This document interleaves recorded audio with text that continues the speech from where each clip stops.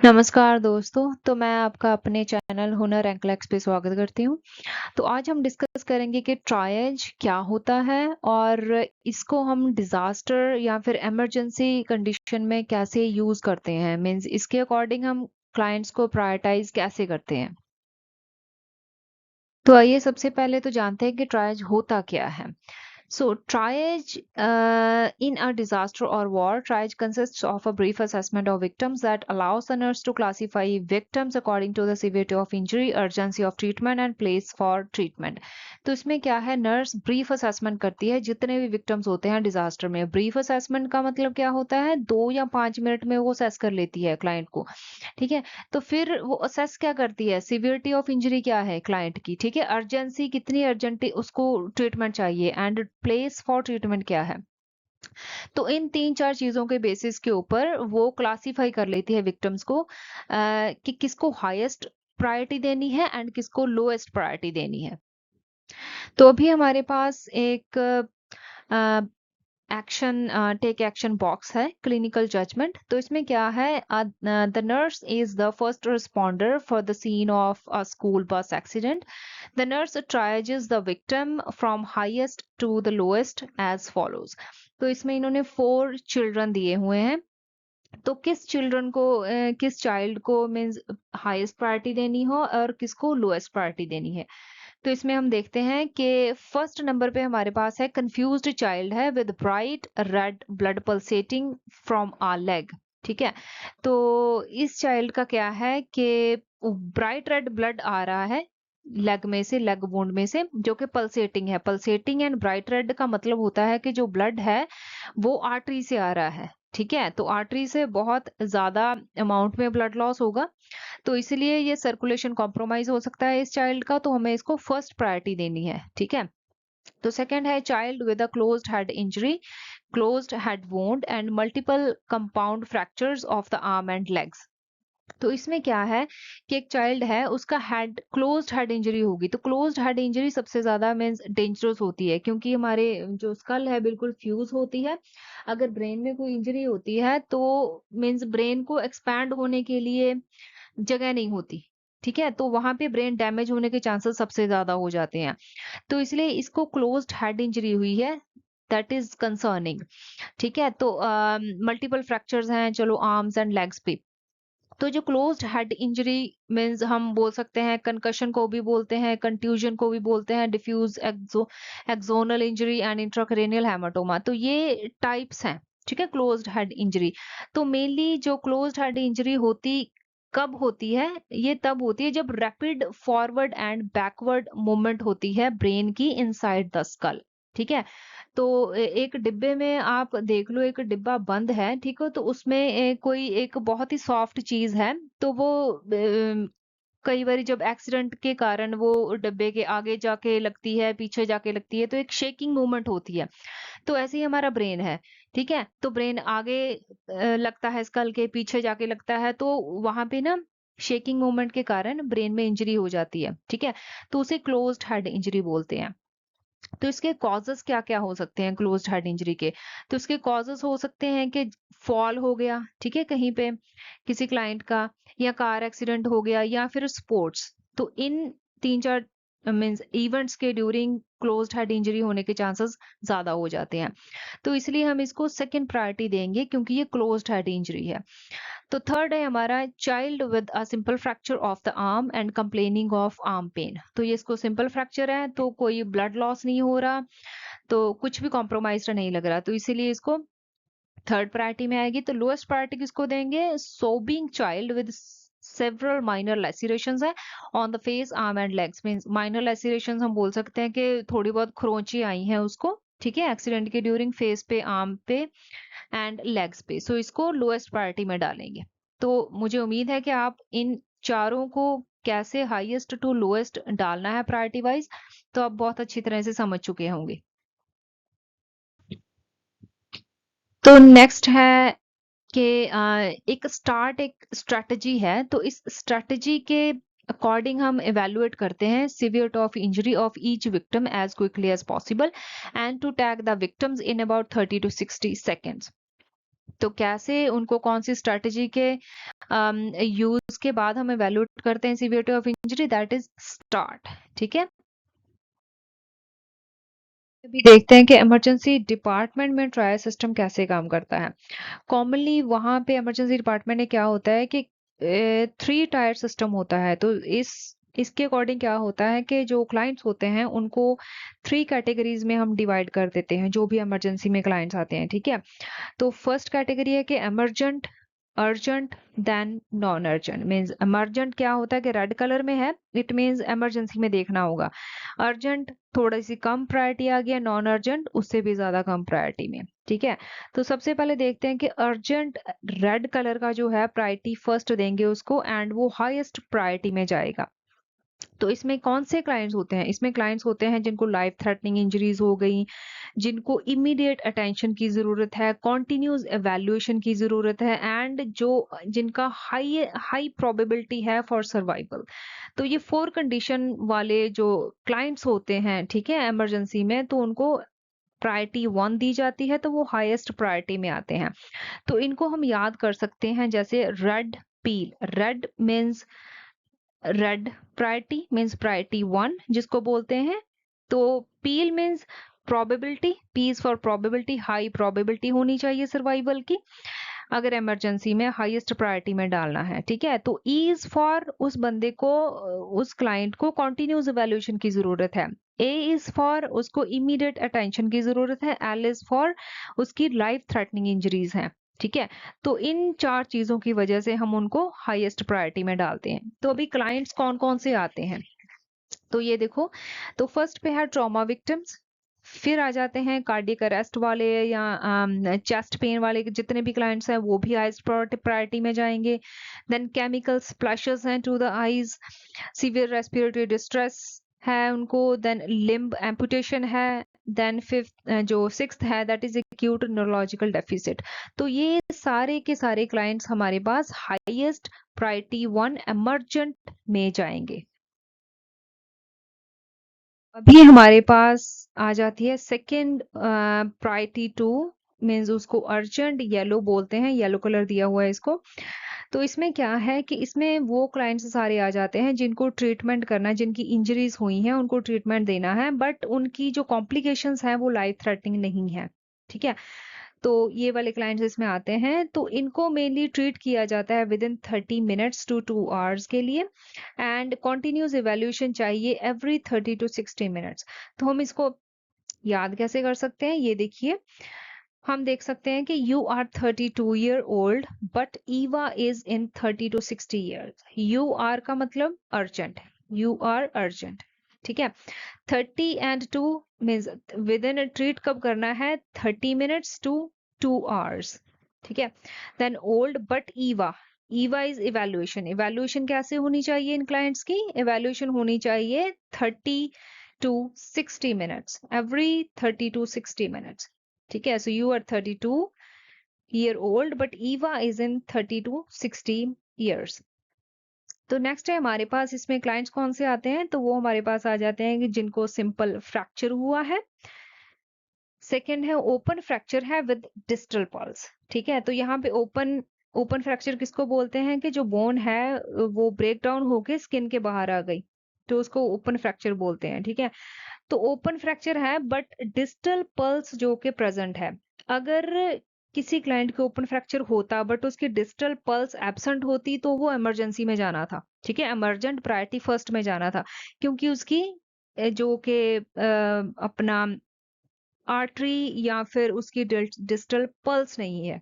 ठीक है, तो पल्स होनी जरूरी है, अदरवाइज जो भी पार्ट वो मीन्स ब्लड सर्कुलेशन जा रही थी जिस पार्ट को भी, वो पार्ट नेक्रोटिक होना शुरू हो जाएगा, तो इसलिए पल्स होना जरूरी है। अगर तो पल्स एब्सेंट है तो वो प्रायोरिटी 1 में जाएगा, अगर डिस्टल पल्स प्रेजेंट है तो हम उसको प्रायोरिटी 2nd में डाल सकते हैं। तो थर्ड वाला क्लाइंट है हमारे पास लार्ज वोंड जिसका है, ठीक है, येलो में जाएगा। एजमा है without respiratory distress, then fever hypertension yellow में, एब्डोमिनल पेन है उसको, एंड रीनल स्टोन है। तो ये सारे के सारे क्लाइंट्स प्रायोरिटी 2 में जाएंगे। तो अभी हमारे पास थर्ड नंबर की प्रायोरिटी है दैट इज नॉन अर्जेंट, तो इसको ग्रीन कलर में हम रखते हैं। तो ये क्या है, तो इसमें सारे वो क्लाइंट्स आ जाते हैं जो लोकल इंजरी के हैं, ठीक है, जिनको लोकल इंजरी हुई है एंड कोई कॉम्प्लिकेशन नहीं है, तो उसमें हम ग्रीन, उनको ग्रीन प्रायोरिटी देंगे, प्रायोरिटी 3 देंगे, ठीक है, ग्रीन कलर में रखेंगे। एंड जो वेट कर सकते हैं for the treatment at least 2 hours तक वो रह सकते हैं, एंड एवेल्युएशन उनको every 1 to 2 hours thereafter चाहिए। तो इसको हम याद कैसे कर सकते हैं इस टाइमिंग को, ये देखिए, non urgent is after second priority. Non urgent है, इट मीन्स नॉन अर्जेंट, आपको पता चल जाएगा कि ये इसकी बात हो रही है। And is after second priority, second का मतलब हो गया 2 आवर्स, ठीक है, वेट एटलीस्ट 2 आवर्स, वो ट्रीटमेंट के लिए वेट कर सकते हैं, and evaluated every 1 to 2 hours, right, evaluation every 1 to 2 hours हम कर सकते हैं। तो non urgent is after second priority and evaluated every 1 to 2 hour. तो अभी इसमें क्लाइंट्स कौन कौन से आ जाते हैं, क्लोज्ड फ्रैक्चर जिनके हैं, ठीक है, बोन बाहर नहीं आई, अंदर ही है, ब्रेक डाउन हो गए, तो क्लोज्ड फ्रैक्चर है। एंड जिनके माइनर लैसिरेशंस हुई हैं, एंड स्प्रेन एंड स्ट्रेन है जिनके, तो इनका डिफरेंस देखो क्या होता है। कई बार हम कंफ्यूज हो जाते हैं कि किस में लिगामेंट की प्रॉब्लम है और किस में टेंडन की प्रॉब्लम है। तो ये देखिए, एक एक याद कर लीजिए, आपको दूसरा खुद ब खुद समझ आ जाएगा, ठीक है। तो स्ट्रेन देखिए, स्ट्रेन, तो स्ट्रेन में टी है, तो T means this is the stretching of tendon, ये इसमें टेंडन की प्रॉब्लम आती है, टी, ठीक है। तो स्प्रेन में इसका ऑपोजिट हो जाएगा लिगामेंट, ठीक है, तो यहाँ पे लिगामेंट की प्रॉब्लम आएगी। तो स्ट्रेन याद कर लीजिए, टेंडन है, तो दूसरा लिगामेंट होगा। तो नेक्स्ट है हमारे पास कंट्यूजन, तो ये भी नॉन अर्जेंट है। लास्ट में है जो जो भी कोल्ड सिम्टम वाले पेशेंट्स हैं, तो वो भी हमारा प्रायोरिटी 3 में आएंगे, ग्रीन कलर में आएंगे। अभी हम देखते हैं कि नेक्स्ट कलर जो के ट्रायज में देते हैं वो होता है ब्लैक कलर, ठीक है। तो ब्लैक कलर किसको देते हैं, if the victim is dead और soon will be diseased because of severe injuries, these victims that would not benefit from any care because of the severity of injuries, ठीक है। तो ब्लैक उनको देते हैं कि जिनकी या तो वो पेशेंट डेड है, या तो उसकी इतनी ज्यादा सीवियर इंजरीज हैं कि उसको ट्रीट नहीं कर सकते हम, ठीक है। तो उसको हम ब्लैक प्रायोरिटी में सबसे लास्ट है, ब्लैक कलर कोडिंग में डालते हैं। तो ये देखो, this is important, think survivability, if you are the first responder to the scene of disaster such as a train crash, a priority victim is one whose life can be saved, ठीक है। तो इसमें क्या होता है कि अगर मैं आपको एग्जांपल देती हूँ कि फॉर एग्जांपल एक 25 साल का लड़का है, उसको कार्डियक अरेस्ट हुआ है, और दूसरी तरफ means for example 75 year old है, जो मैन है, उसको भी कार्डियक अरेस्ट हुआ है, ठीक है। तो आप प्रायोरिटी किसको दोगे, कंडीशंस दोनों को प्रॉब्लम सेम है, कार्डियक अरेस्ट, तो आप प्रायोरिटी दोगे जो 25 ईयर ओल्ड जो बॉय है, ठीक है, क्योंकि उसकी सर्वाइवेबिलिटी ज्यादा है as compare to 75 year old man, ठीक है। तो आप प्रायोरिटी 25 ईयर ओल्ड बॉय को दोगे। तो दूसरा मैं एग्जांपल बता सकती हूँ, जैसे कि आप मान लीजिए कि आपके पास 2 क्लाइंट्स हैं, जो एक क्लाइंट है वो यंग है, मीन्स 25 ईयर ओल्ड लगा लीजिए, वो यंग है, और उसको मीन्स सीवियर बर्न हुआ है, severe burn on the chest, ठीक है, तो चेस्ट एरिया पे बहुत ज्यादा बर्न हुआ है। दूसरा क्लाइंट है हमारे पास, for example 55 year old man है, तो उसको हुआ है, चेस्ट पेन हो रही है उसको, ठीक है। तो इन कंडीशंस में आप किसको प्रायोरिटी दोगे, किसको हाईएस्ट प्रायोरिटी दोगे, ठीक है। तो इस कंडीशन में जाएगी प्रायोरिटी जो कि मैन है जिसको चेस्ट पेन हो रही है, ठीक है, तो उसको प्रायोरिटी देंगे, क्योंकि जो सीवियर बर्न वाला है उसकी चेस्ट पे बहुत ज्यादा बर्न हुआ है, तो उसकी सर्वाइवेबिलिटी कम है, तो इसलिए हम जो चेस्ट पेन वाला पेशेंट है उसको प्रायोरिटी देंगे। तो आइए अभी प्रैक्टिस करते हैं ट्राइज क्वेश्चंस की। तो अभी देखिए हमारे पास फर्स्ट क्वेश्चन है, the nurse employed in an emergency department is assigned to triage clients coming to the emergency department for treatment on the evening shift, the nurse should assign priority to which client. ये हमारे पास options हैं। First option है, a client complaining of muscle aches, headache and history of seizures, a client who twisted her ankle when roller blading and is requesting pen medication, a client with a minor laceration on the index finger sustained while cutting an eggplant. Fourth, a client with chest pain who states that he just ate pizza that was made with a very spicy sauce. तो यहाँ पे chest pain हमें पता है कि highest priority में chest pain हमारे पास थी, ठीक है। तो इसलिए हम प्रायोरिटी देंगे फोर्थ को, चेस्ट पेन को, क्योंकि ये हार्ट के रिलेटेड है। तो इनमें से यहाँ पे थर्ड में देखो माइनर लैसिरेशंस हैं, तो ये हाईएस्ट में नहीं जा सकती, ठीक है। तो हम बाद में ट्रीट कर सकते हैं। देन हमारे पास आ जाता है ट्विस्टेड एंकल, तो ये भी हाईएस्ट नहीं है।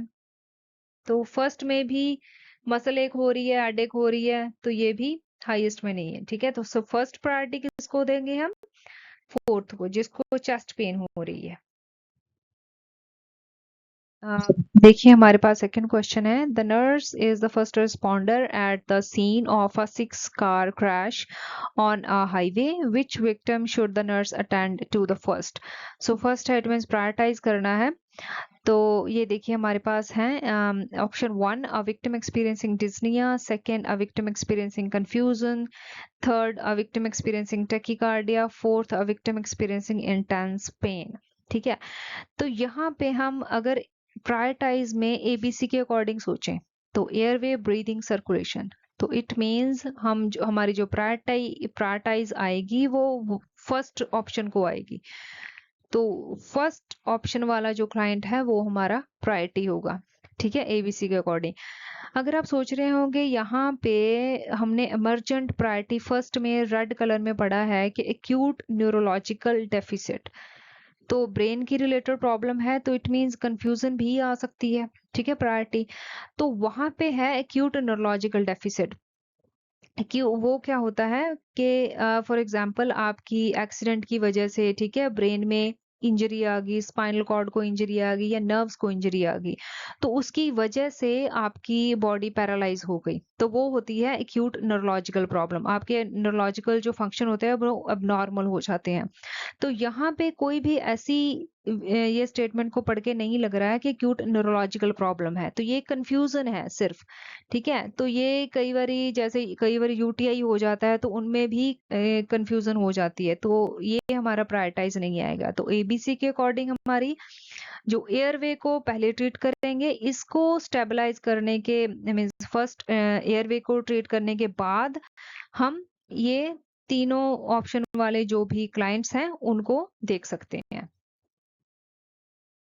हमारा थर्ड क्वेश्चन देखिए, the nurse in charge of a nursing unit is asked to select the hospitalized client who can be discharged so that hospital beds can be made available for victims of a community disaster. Which clients can be safely discharged? Select all that apply. Okay, the options are, first है client with chest pain। तो पहले तो एक बार समझिए कि discharge जो हो सकते हैं क्लाइंट्स वो सिलेक्ट करने हैं हमने। तो डिस्चार्ज हम किनको करेंगे? जो बिल्कुल स्टेबल होंगे, ठीक है, जो अपना काम खुद घर पे जाके बेसिक नीड्स अपनी खुद फुलफिल कर सकते हैं, तो वो डिस्चार्ज हो सकते हैं, मीन्स जो नॉर्मल है ऑलमोस्ट। तो फर्स्ट हमारे पास है क्लाइंट विद चेस्ट पेन, नहीं, हम ये डिस्चार्ज नहीं कर सकते क्योंकि चेस्ट पेन है, मे बी इसको एमआई की प्रॉब्लम हो सकती है, ठीक है। तो ये अनस्टेबल है क्लाइंट। सेकंड है the client with the Holter monitor. तो होल्टर मॉनिटर हमें पता है कि ये एक ईसीजी टाइप डिवाइस होता है जिसको बॉडी पे, चेस्ट पे लगा देते हैं, तो कॉन्टिन्यूस ईसीजी मॉनिटर करता है, ठीक है ये। तो इसलिए ये क्लाइंट स्टेबल है, तो इसको होल्टर हम लगा के चेस्ट पे, ठीक है, इसको घर पे भेज सकते हैं। तो उसको बोलते हैं कि हाँ जी आप 48 आवर्स के बाद आकर एक बार अपना ये होल्टर है वो दिखा देना, ठीक है। तो इसको घर पे भेज सकते हैं, ये क्लाइंट हमारा नॉर्मल है, सेकेंड वाला। थर्ड है a client receiving oral antibiotics, तो ओरली मेडिकेशन ले रहा है टैबलेट से, ठीक है, तो वो भी स्टेबल है, घर पे जा सकता है। तो फोर्थ है a client experiencing sinus rhythm. Sinus rhythm है इसकी नॉर्मल जो होती है वो है, तो बिल्कुल ठीक ठाक नॉर्मल है, तो 4 वाला भी डिस्चार्ज हो सकता है। 5th क्या है, client newly diagnosed with atrial fibrillation, तो उसको ए फिब है, ठीक है, एट्रियम में प्रॉब्लम आ रही है, न्यूली डायग्नोज्ड है, अभी अभी हुआ है, तो इस क्लाइंट को कंटिन्यूस मॉनिटरिंग की जरूरत है, ठीक है, तो ये डिस्चार्ज नहीं हो सकता। 6th है, a client experiencing 3rd degree heart block who requires a pacemaker, तो इसको 3rd डिग्री हार्ट ब्लॉक है, तो इसको पेसमेकर की जरूरत है, तो ये भी अनस्टेबल है। तो इसलिए हमारे पास कौन से क्लाइंट डिस्चार्ज नहीं हो सकते, वो है 1, 5 एंड 6। तो बाकी जो 2nd, 3rd, 4th, ये तीनों क्लाइंट्स हमारे डिस्चार्ज हो सकते हैं, ठीक है। अगला क्वेश्चन है, the nurse in charge of nursing unit is asked to select the hospitalised client who can be discharged so that the hospital beds can be made available for victims of a community disaster. Select the clients who can be safely discharged. Select all that applies. Safely discharged means जो almost normal है, ठीक है। तो options हैं हमारे पास, the client with dyspnoea, तो ये नहीं डिस्चार्ज हो सकता। डिस्निया है, एयरवे की प्रॉब्लम है, रेस्पिरेटरी इशू है, सो नहीं। सेकेंड है experiencing sinus rhythm, this can be discharge, ठीक है, तो नॉर्मल है, साइनस रिदम है। Client taking receiving oral anticoagulants, तो ओरल 3rd वाला जो क्लाइंट है ओरल मेडिकेशन ले रहा है, तो वो भी डिस्चार्ज हो सकता है।